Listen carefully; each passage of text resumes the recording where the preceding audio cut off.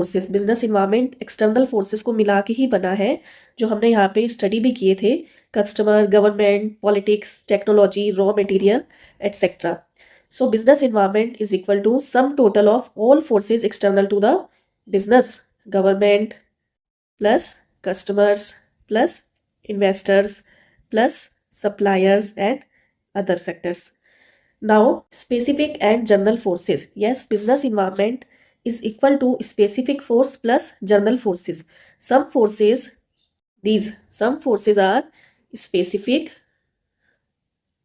and some are general.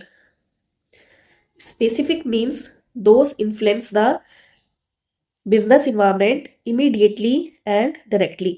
Specific forces में students क्या आएंगे? सप्लायर्स, जो हमें रॉ मटेरियल सप्लाई करते हैं या हमारे आगे जो फाइनल गुड्स होते हैं वो आगे कस्टमर्स तक पहुंचाते हैं. Investors, competitors, customers etcetera who influence the business firm directly and immediately in their day to day working. ये जो फोर्सेस हैं ये तुरंत बिजनेस इन्वायरमेंट पे असर डालेंगे. And what are general forces? These are social, कि मीन सोसाइटी में कैसी पोजीशन है, पॉलिटिकल पार्टी कौन सी रूल कर रही है, इकोनॉमिक स्टेटस कैसा है कंट्री का, लीगली क्या रूल्स एंड रेगुलेशंस है, या टेक्नोलॉजी कौन सी है. सो ये सब कंडीशंस बिजनेस फर्म पे इनडायरेक्टली असर डालती है. सो business environment. Third is business environment inter relatedness. Inter relatedness means जितने भी फोर्सेज हैं, फैक्टर्स हैं बिजनेस इन्वायरमेंट में, for example government, customers, suppliers, legal environment, political environment, these all are closely interrelated. Interrelated means किसी एक के means किसी एक में भी अगर बदलाव होता है तो दूसरे फैक्टर पे भी इफेक्ट पड़ेगा. फॉर एग्जांपल अगर सोशल इन्वायरमेंट में कुछ चेंजेस आते हैं तो उसका असर पॉलिटिकल, लीगल या लीगल इन्वायरमेंट में कुछ चेंजेस आते हैं तो उसका जो इफेक्ट है वो इन सब पे भी पड़ेगा.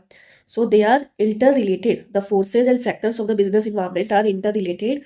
For example, if people are health conscious, अगर लोग health conscious हो जाए, so इन सब चीज़ों की भी डिमांड बढ़ जाएगी. For example yoga classes, yoga instructors, teachers की, जिम की, डाइट फूड की, मिनरल वाटर की. सो किसी एक चीज़ में भी चेंज आने से जो बाकी फैक्टर्स उससे रिलेटेड होते हैं उनकी भी जो डिमांड है, जो सेल्स है, वो अप हो जाती है. और in the same way vice versa, अगर लोग हेल्थ कॉन्शियस नहीं है, जंक फूड की तरफ जाता है तो जंक फूड की जो डिमांड है उनकी डिमांड बढ़ जाएगी और इन सब की डिमांड जो है वो कम हो जाएगी. सो डिफरेंट एलिमेंट्स और parts of the business environment are closely inter related. Fourth is business environment is dynamic. Yes, आपने अभी देखा ही कि किसी एक इन्वायरमेंट, किसी एक चेंज होने से काफ़ी सारे चेंजेस हो सकते हैं. सो डायनेमिक मीन्स जो हमेशा चेंज होता रहे. Business environment keeps on changing, हमेशा ये चेंजिंग मोड में ही रहता है.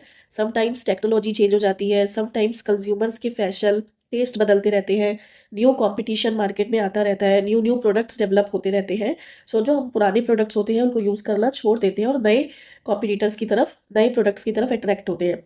सो कभी कभी एक small change can make a big impact on our business firm. कभी कभी एक स्मॉल चेंज एक बड़ा इफेक्ट डाल सकता है. And even a big change can put only a small impact on our business. So ये हमें हमेशा अपना इन्वायरमेंट एक स्कैन करके चलना चाहिए ताकि हम अनसर्टेनिटी से बच पाए. Fifth is uncertainty. Yes, business environment is uncertain because it is difficult to predict the future environment changes. हम ये प्रिडिक्ट नहीं कर सकते. प्रिडिक्ट मीन्स हम ये नहीं पता लगा सकते कि आगे क्या सिचुएशन रहेगी बिजनेस में.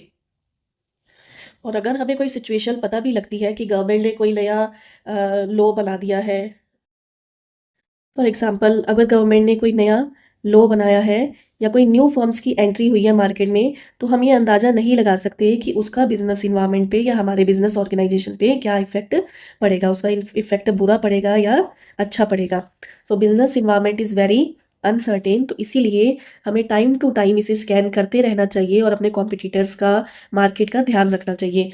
कॉम्प्लेक्सिटी. अब इतने सारे फीचर्स पढ़ के हमें ये मालूम हो ही गया है कि बिजनेस इन्वायरमेंट काफ़ी एक कॉम्प्लेक्स प्रोसेस है जिसे हम पार्ट्स में तो अंडरस्टैंड कर सकते हैं बट एज अ होल इसे अंडरस्टैंड करना बहुत ही डिफ़िकल्ट है, क्योंकि किसी एक चेंज से बिजनेस इन्वायरमेंट के काफ़ी सारे फैक्टर्स जो है वो उन पे इफ़ेक्ट पड़ता है, क्योंकि बिजनेस इन्वायरमेंट में काफ़ी सारे फैक्टर्स आते हैं. सो किसी एक चेंज से बिजनेस इन्वायरमेंट के काफ़ी सारे फैक्टर्स